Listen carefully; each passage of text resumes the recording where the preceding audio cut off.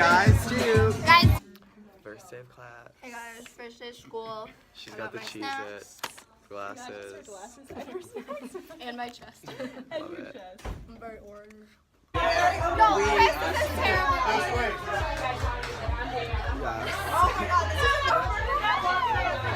This could be in the vlog. Wait, are you really gonna be? Hey guys, so we're in class. This is a new kind of video. Chris and I are now doing YouTube for research. This is part 1 of our research series. So yeah, pretty awesome. We just ordered our food. Here's the receipt. $50. Wait, let's focus that. Yup, $50. I wonder if he needs help carrying it. Wait, is the lighting good? Yeah, the lighting's good. Okay. Hello. Is this all of it? Okay, amazing. Thank you so much. This is for our school project. Do you think we could ask you a question? Do you have kids? Do you have any children? Do you mind being like filmed? If not, we could just like not show your face. No, I don't have any children. You don't Oh, you have any have kids? children? Are you familiar with YouTube at all? Yes, I do. Do you know What do you think about YouTube? Do you have any opinions on it? What I can say, we got some good stuff on it. We got some bad stuff on it. Yeah, true. yeah. I always go to the good side. Yeah, do you like watch anything specifically? Yeah, or no? especially gospel music all the time. Okay, so Oh. you watch music on Music. YouTube. Okay, yeah, so it's a Some little bit for movies and everything. then- Awesome. Yeah, you can watch a little bit of everything. All right, awesome. Thank Thank you. you so much. Right. This is heaven. 3. Hi, sisters. Welcome back to our YouTube channel. We are filming a mukbang for Dr. Ryan's Children's Media Consumers classes, and we're gonna spill all the tea on Right the research here. that we did on YouTube. It is groundbreaking stuff, so stay So tuned. for those of you who aren't really familiar with YouTube and what a mukbang is, it's basically we sit down, order a ton of food. We got food from McDonald's, and then we just talk. And so our topic, as Chris mentioned, is going to be YouTube research. So, since it's a children's class, Nora and Paige are so qualified to talk about YouTube Kids. So, let's get into it. Let's spill the tea, ladies. All right, let me go get my notes. I knew my laptop. And cut.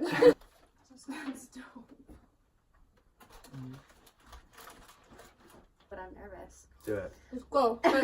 Say it to the people. All right, so the first question we're going to ask you guys today is, does anyone know what YouTube Kids is? Wow, that was a really good answer. Thank you. So, like most of you kind of touched upon from your answers. Let's hope. YouTube Kids is pretty much, it's like YouTube, but it's content for younger children. And Sorry, that's me. I ignored it. I'm gonna eat a cheeseburger. And some of the main people that we're gonna talk about today are kids that are teenagers or closer to our age and younger, and their fan base and some of their content. And so the first person that I want to bring up is JoJo Siwa.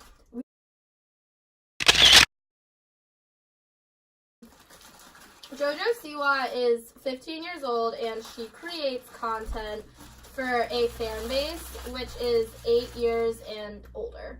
And when you go to a website called Common Sense Media gives you reviews on all of these different YouTube stars. And so when we go to JoJo Siwa, and remember she makes content for children essentially, but when you go to her Common Media page, most of her reviews from parents are negative. So I think that that's very interesting how a little girl who's making content for little children, most parents find her to be bratty, a bad influence, a spoiled brat, very negative reviews. So although YouTube Kids has educational content on their site, a lot of the kids give, on Common Sense Media, a lot of the kids give the site really bad reviews saying that their content is almost too censored and too young for kids ages 12 and up. So a lot of kids end up back on the regular YouTube site watching YouTube stars like Jake Paul and JoJo Siwa. Mm-hmm. advertisements. Yeah, so another thing that's common on YouTube is advertisement, which is how most YouTubers and influencers make their money, and they have that on YouTube Kids as well. But one problem that parents have with that is that the advertisements are believed to be manipulating their children, cause YouTube Kids to kind of be tainted due to the advertisement. So even if it's a harmless show for a 5-year-old, parents think negatively of it because they don't want their children seeing certain ads that pop up, which is essentially giving these YouTubers their income.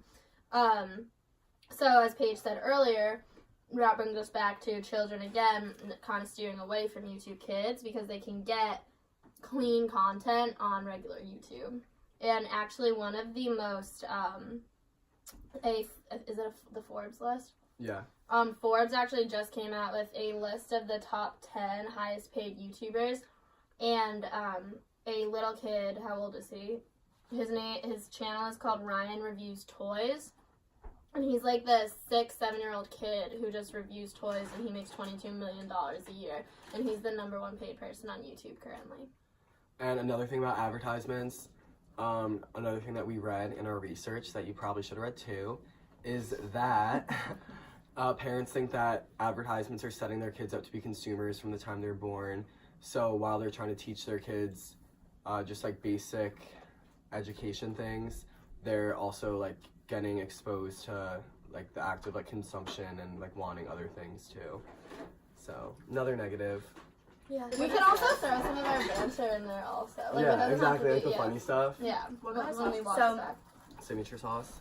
So not only do these ads that Nora was talking about manipulate the kids to be consumers, but also the influencers themselves. A lot of the content in their videos centers around their merchandise, and JoJo Siwa even said last year, was it 40 million? She sold 40 million of her own bows, which are her kind of signature. And so kids are falling into this trap. She was previously just a YouTube star. Now she's on Nickelodeon, but I mean, what else should I talk about? Like she went from YouTube has become, it's a self made platform, and so I could start a YouTube channel. I dream big. I could start a YouTube channel today, and next thing I know, if that did blow up, I could all of a sudden be famous just You from could be offered just different roles. yeah. I could Right. literally just start it from right here any day. Anybody can start YouTube, and it just, you get lucky if you get a ton of views and a ton of hits. And what happens is people like JoJo Siwa, Jake Paul, they end up getting deals on Disney Channel and Nickelodeon, which again, then that bumps them even higher in the world of fame. And as Paige mentioned earlier, the they have merchandise, their signature clothes that say Jake Paul, JoJo Siwa, bows, dolls, shampoos, scooters, backpacks. They end up having all this merch, which they then advertise in every single one of their videos, and so the children feel as though they need to then purchase that merchandise in order to be part of like their YouTube family, of their favorite YouTuber. Did I explain that? Yeah. Okay, cool.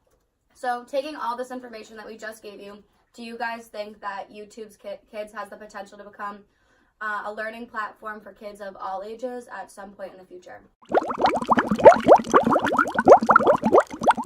Wow, that was a really good answer. Thank you. Can't wait to edit this.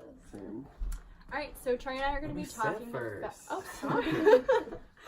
So Trey and I are going to be talking about YouTube influencers, specifically the negative side effects that they have on their children viewers. So when it comes to influencers speaking to their kids on their channels, it's more of like an intimate setting. So the kids, when they're watching it, they feel like they're the only ones watching it and that they form like a friendship with that influencer.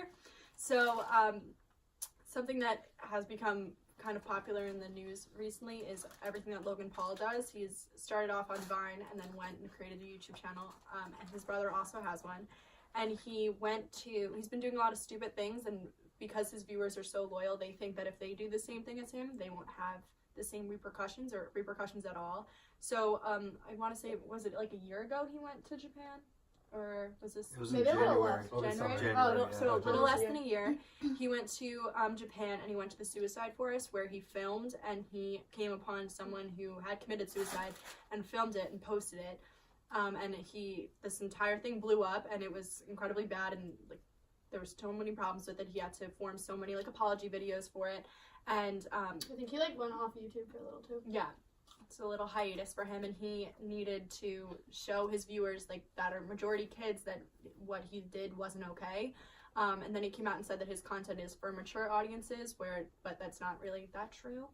And then he did something stupid again recently. So basically, Logan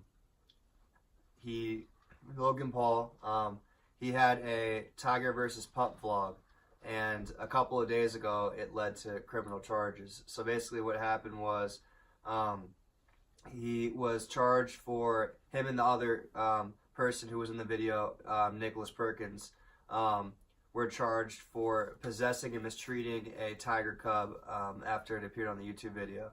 And I guess apparently Nicholas Perkins, the other guy in the video, along with Paul, he basically kept the tiger cub in the house with poor conditions and fed it kitten milk replacement formula with the baby bottle. And since he did all of that stuff, now there's controversy around that video. And with the Forrest video before with Logan Paul, he had to do an apology video. So now I'm assuming, or we're all expecting that Logan Paul within the next week will probably come out with another apology video on this. So things are not getting better for him. Apology videos 2, 3. I'm so sorry for disappointing you. It hurts me so bad. I have no excuses here today. And also, like, after you saw some apology videos or heard us talking about it, there was also another article in the Journal of Communication about the nonviolence of YouTube. So while a lot of parents think that kids might want to like mimic this behavior, all the videos, or most of them, are more realistic and show the negative repercussions. Like, there was arrests going on. They had to make apology videos, so it showed that it wasn't glamorized or like romanticized like in Hollywood movies or TV shows like Power Rangers. So it shows like the negative outcomes of it, so that might even help kids like to not do things like that. Great. Okay, Take 2. take two. Our question is, Do you guys think that influencers have too much power over the children viewers? All right. Wow,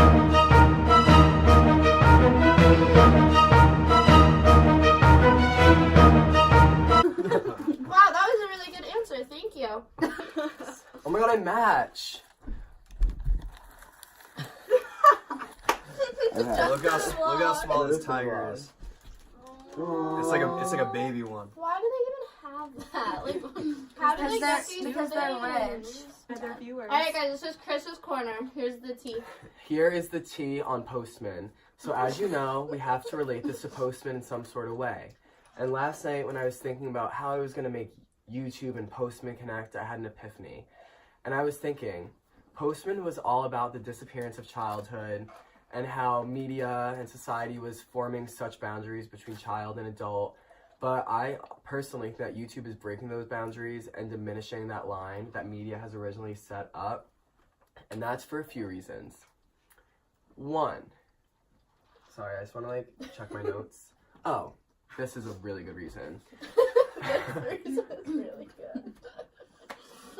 So, children have now have the freedom to watch what they want on YouTube, as we explained before, if they have access to it. This means that they're less like submissive and like supposed to be like an ideal child, which like could be positive or negative, but it does kind of change like the premise of childhood and freedom and free will.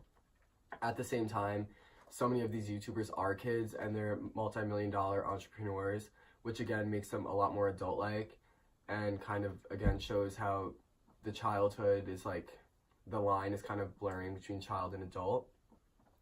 So yeah. Take Emma Chamberlain for instance. Yeah. This famous YouTuber, she was born in 2001, so she's 17 years old.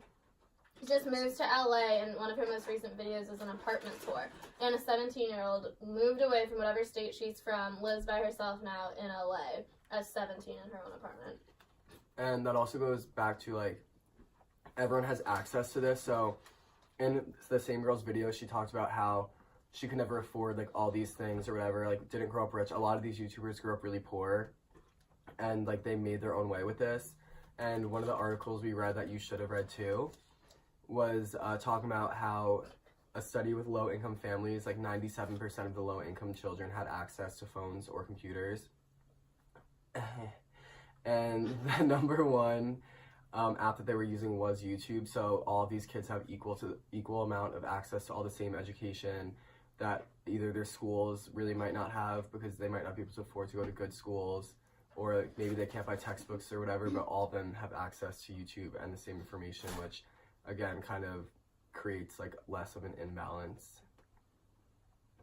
That's good. Postman would like that. Yeah. We go off about YouTube changing norms is that these YouTubers, they're now becoming, I mean, when we watch shows, we were watching we were watching Miley Cyrus, Selena Gomez, and we were getting influenced by them. But now today, in 2018, when things are changing so much for like gender norms, rules, whatever, these YouTubers, one that I'm really familiar with is like James Charles. And James Charles is a male makeup artist, and he always has like this perfect face of makeup on, and he's just kind of making people feel more comfortable, and he has so many fans. He was the first male cover girl. Is that right? Mm-hmm. Yeah. Okay, phew. Got my facts straight. And he's kind of evolving, and just one example of the so many YouTubers that are just changing these norms that have so many fans. Gigi Gorgeous is another one. She's a transgender woman who's beautiful and has just kind of completely taken over the internet, and it's making people today just feel more comfortable with themselves and who they really want to be. So it gives people a chance to express themselves by being able to relate to YouTubers that are, I don't know, that's changing social norms in America, the world.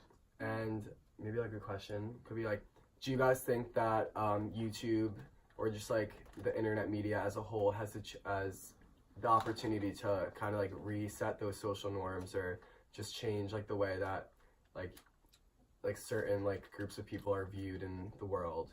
Bad question, but like, you know what I mean. Bad wording. Yeah, they'll get it. They'll get it.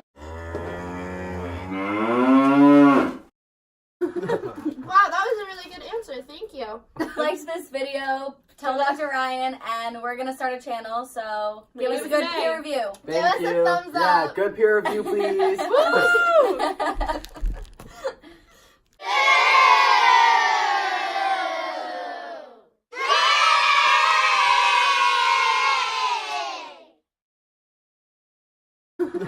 Wow, that was a really good answer. Thank you.